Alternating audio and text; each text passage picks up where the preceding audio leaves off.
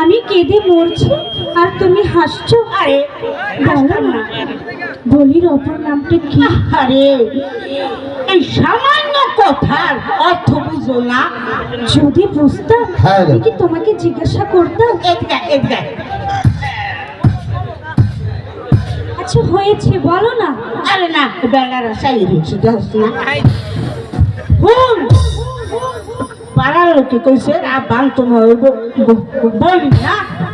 হ্যাঁ শোন, বিয়ের অপর নাম হয়েছে বলি।